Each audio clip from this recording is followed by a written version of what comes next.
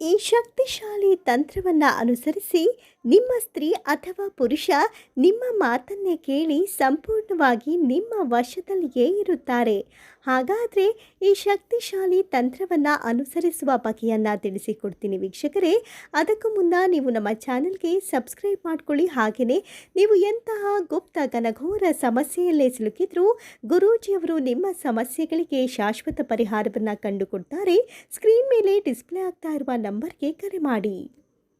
ಹೌದು ವೀಕ್ಷಕರೇ, ನಿಮ್ಮ ಸ್ತ್ರೀ ಅಥವಾ ನಿಮ್ಮ ಪುರುಷ ನಿಮ್ಮ ಮಾತು ಕೇಳದೆ ಬೇರೆಯವರ ಮಾತನ್ನೇ ಕೇಳಿ ನಿಮ್ಮೊಡನೆ ಜಗಳ ಅಥವಾ ಕಿರಿಕಿರಿ ಮಾಡಿಕೊಳ್ತಾರಾ, ಅಥವಾ ಅವರು ನಿಮ್ಮ ಮಾತನ್ನು ಕೇಳೋದೇ ಇಲ್ಲ ಅನ್ನೋದಾದರೆ ಈ ಒಂದು ಸರಳ ತಂತ್ರವನ್ನು ಅನುಸರಿಸಿ ನಿಮ್ಮ ಸ್ತ್ರೀ ಅಥವಾ ಪುರುಷ ನಿಮ್ಮ ಕೈವಶವಾಗುವುದಲ್ಲದೆ ನಿಮ್ಮ ಕೈಗೊಂಬೆಯಂತೆಯೇ ಬದುಕುತ್ತಾರೆ. ಹಾಗಾದರೆ ಈ ಒಂದು ತಂತ್ರವನ್ನು ಅನುಸರಿಸುವ ಪರಿಯನ್ನು ನೋಡೋಣ. ನೋಡಿ ವೀಕ್ಷಕರೇ, ಮೊದಲಿಗೆ ಒಂದು ಮಣ್ಣಿನ ಮಡಿಕೆ ಅಥವಾ ಮಣ್ಣಿನ ತಟ್ಟೆಯನ್ನು ತೆಗೆದುಕೊಳ್ಳಿ. ನೆಲದ ಮೇಲೆ ಶುಭ್ರವಾದ ವಸ್ತ್ರವನ್ನು, ಬಿಳಿ ಅಥವಾ ಕೆಂಪು ವಸ್ತ್ರವನ್ನು ಹಾಸಿಕೊಳ್ಳಿ. ಈ ಮಣ್ಣಿನ ಮಡಿಕೆಯ ಮೇಲೆ ಅಥವಾ ಮಣ್ಣಿನ ತಟ್ಟೆಯ ಮೇಲೆ ಯಾರು ನಿಮ್ಮ ಮಾತನ್ನು ಕೇಳಬೇಕೋ ಅವರ, ಅಂದರೆ ಸ್ತ್ರೀ ಆಗಿದ್ದರೆ ಸ್ತ್ರೀ ಮರದ ಬೊಂಬೆ, ಅಥವಾ ಪುರುಷ ನಿಮ್ಮ ಮಾತನ್ನು ಕೇಳಬೇಕಾದ್ರೆ ಪುರುಷ ಮರದ ಬೊಂಬೆಯನ್ನು ಇರಿಸಿಕೊಳ್ಳಿ. ಇದಕ್ಕೆ 4 ಒಣ ಮೆಣಸಿನಕಾಯಿಯನ್ನು ಹಾಕಿಕೊಳ್ಳಿ. ಮೆಣಸಿನಕಾಯಿಗೆ ನಕಾರಾತ್ಮಕ ಶಕ್ತಿಯನ್ನು ಹೋಗಲಾಡಿಸುವ ಶಕ್ತಿ ಇರುತ್ತದೆ. ಈ ರೀತಿಯಾಗಿ ಮರದ ಬೊಂಬೆಯ ಜೊತೆಗೆ ಒಣ ಮೆಣಸಿನಕಾಯಿಯನ್ನು ಇಟ್ಟುಕೊಳ್ಳಿ. ನಂತರ ಒಂದು ನಿಂಬೆಹಣ್ಣನ್ನು ತೆಗೆದುಕೊಂಡು ನಿಂಬೆಹಣ್ಣಿನ ಮೇಲೆ ಅವರ ಹೆಸರನ್ನು ಬರೆದುಕೊಳ್ಳಿ.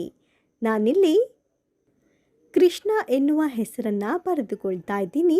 ನೀವು ಯಾರನ್ನು ನಿಮ್ಮ ಕೈವಶ ಅಥವಾ ಕೈಗೊಂಬೆಯನ್ನಾಗಿ ಮಾಡಿಕೊಳ್ಳಬೇಕೋ ಅವರ ಹೆಸರನ್ನು ಬರೆದುಕೊಳ್ಳಿ.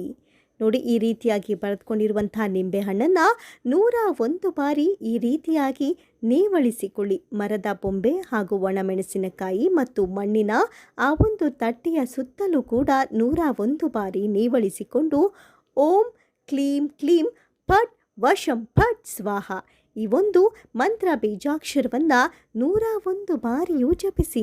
ನೋಡಿ, 101 ಬಾರಿಯೂ ಕೂಡ ನೇವಳಿಸುತ್ತಾ ಈ ಒಂದು ಮಂತ್ರ ಬೀಜಾಕ್ಷರವನ್ನು ಹೇಳಿ. ನಂತರ ಇದನ್ನು ನಿಮ್ಮ ಮನೆಯ ಹಿಂದೆ ಒಂದು ಸ್ವಲ್ಪ ಮಣ್ಣನ್ನು ಅಗೆದು ಊತಾಕಿ ಬನ್ನಿ. ಅಂದರೆ ಮಣ್ಣನ್ನು ತೆಗೆದು ಮಣ್ಣಿನ ಒಳಗೆ ಮುಚ್ಚಿಟ್ಟು ಬನ್ನಿ. ಇದಾದ ಕೇವಲ 4 ದಿನದಲ್ಲಿ ನಿಮ್ಮ ಸ್ತ್ರೀ ಅಥವಾ ಪುರುಷ ನಿಮ್ಮ ಮಾತು ಕೇಳಿ ನಿಮ್ಮ ಕೈಗೊಂಬೆಯ ರೀತಿ ವರ್ತಿಸುತ್ತಾರೆ. ಈ ಪೂಜಾ ವಿಧಿವಿಧಾನದಲ್ಲಿ ಅನೇಕ ಸಂಶಯ ಅಥವಾ ಡೌಟ್ಸ್ಗಳಿದ್ರೆ ನೀವು ಗುರೂಜಿಯವರಿಗೆ ಕರೆ ಮಾಡಿ ತಿಳಿದುಕೊಳ್ಳಬಹುದು. ಅಥವಾ ಮತ್ಯಾವುದೇ ಸಮಸ್ಯೆಗೆ ತಾಂತ್ರಿಕ ಪರಿಹಾರ ಬೇಕು ಎಂಬುದಾದರೆ ಗುರೂಜಿಯವರ ನಂಬರ್ಗೆ ಸಂಪರ್ಕಿಸಿ. ಧನ್ಯವಾದಗಳು.